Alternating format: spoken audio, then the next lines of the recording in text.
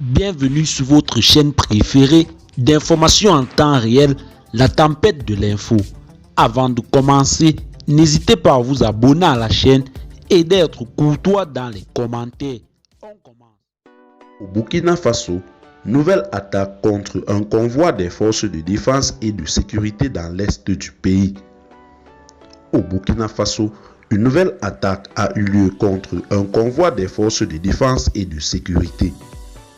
Cette attaque est intervenue jeudi 8 août 2024 et ce n'est que dans la soirée de vendredi que l'information a été révélée.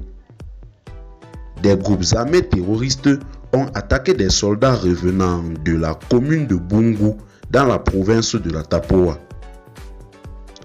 Pas encore de bilan officiel, mais plusieurs sources sécuritaires annoncent d'énormes pertes dans les rangs de l'armée burkinabé et d'importants matériels emportés par les assaillants. L'attaque a eu lieu sur la route régionale 28 entre les communes de Ougarou et Bungu dans la région de l'Est. Un axe routier abandonné depuis une attaque en novembre 2019 qui avait fait plusieurs morts parmi les travailleurs de la mine d'or. Le convoi de plusieurs véhicules militaires et civils est tombé dans une embuscade en pleine forêt selon nos sources. Les soldats revenaient d'une mission de ravitaillement de la mine d'or de Bungu, des communes de Diapaga et Kachari. Une partie du convoi a choisi de passer par cette voie très dangereuse au lieu de suivre l'itinéraire habituel, explique notre source. Il y a un raccourci pour rejoindre Ougarou et continuer sur Fadagouma, explique une source sécuritaire dans la région. Or, cette forêt est infestée par les groupes armés terroristes.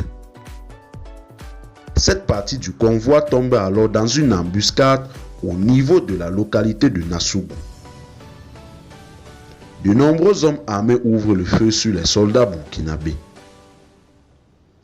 Un observateur des mouvements des groupes terroristes explique que c'était audacieux pour les soldats burkinabés d'entreprendre cette manœuvre dans cette zone qui est un sanctuaire des groupes armés terroristes. Les combats ont été violents et les pertes sont énormes tant sur le plan humain que matériel, confie la source sécuritaire.